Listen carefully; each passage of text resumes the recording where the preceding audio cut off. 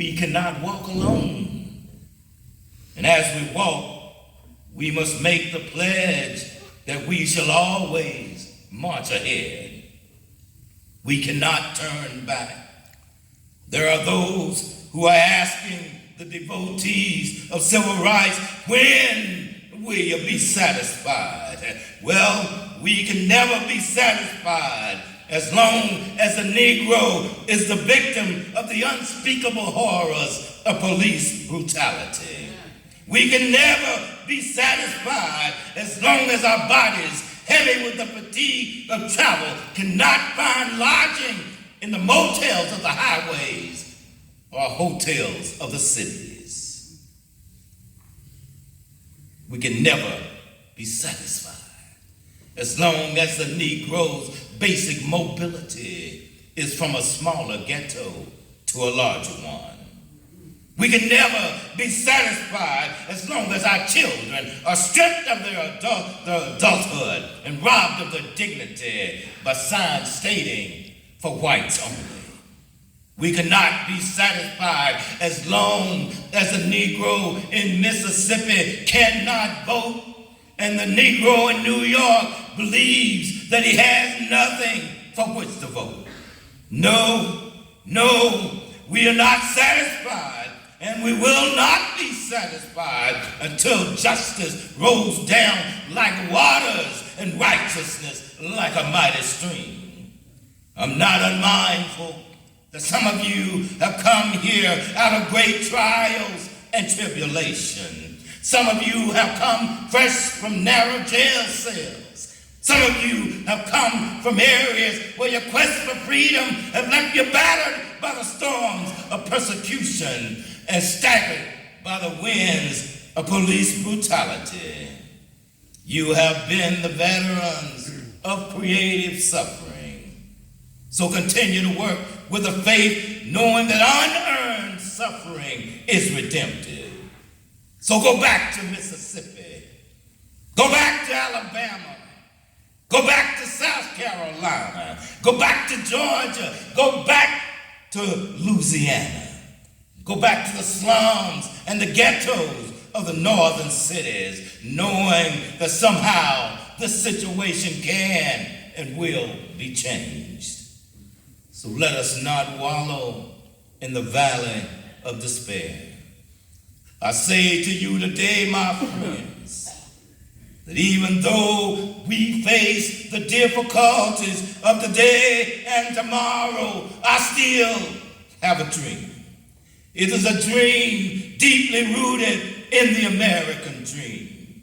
I have a dream that one day this nation will rise up and live out the true meaning of its creed. We hold these truths to be self-evident that all men are created equal. I have a dream that one day, even in the red hills of Georgia, that the sons of former slaves and the sons of former slave owners will be able to sit down together at the table of brotherhood. I have a dream that one day, even in the state of Mississippi, a state sweltering with the heat of injustice, sweltering with the heat of oppression, will be transformed into an oasis of justice and freedom. I have a dream that one day my 4 little children will live in a nation where they will not be judged by the color of their skin, but by the content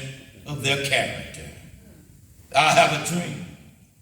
I have a dream that one day in Alabama, with its vicious racists and its governor having his lips dripping with the words of interposition and nullification, one day right there in Alabama, little black boys and little black girls will be able to join hands with little white boys and little white girls as sisters and brothers. I have a dream today. I have a dream that one day every valley shall be exalted, every hill and mountain shall be made low. The rough places will be made plain, and the crooked places will be made straight. And the glory of the Lord shall be revealed. All flesh shall see it together. This is our hope. This is the faith that I go back to the South with. With this faith, we will be able to hew out of the mountain of despair a stone of hope. With this faith, we will be able to transform the jangling discords of our nation into a beautiful symphony of brotherhood. With this faith, we will be able to work together, pray together, struggle together, go to jail together, stand up for freedom together, knowing that we will be free one day. This will be the day when all of God's children will be able to sing with new meaning, my country, 'tis of thee. Sweet land of liberty, of thee I sing. Land where my fathers died, land of the pilgrim's pride. From every mountainside, let freedom ring. And if America is to be a great nation, this must become true. So let freedom ring from the prodigious hilltops of New Hampshire. Let freedom ring from the mighty mountains of New York. Let freedom ring from the hiking Alleghenies of New Hampshire. Let freedom ring from the snow-capped Rockies of Colorado. Let freedom ring from the curvaceous slopes of California. But not only that, let freedom ring from Stone Mountain of Georgia. Let freedom ring from Lookout Mountain of Tennessee. Let freedom ring from every hill and molehill of Mississippi. From every mountainside, let freedom ring.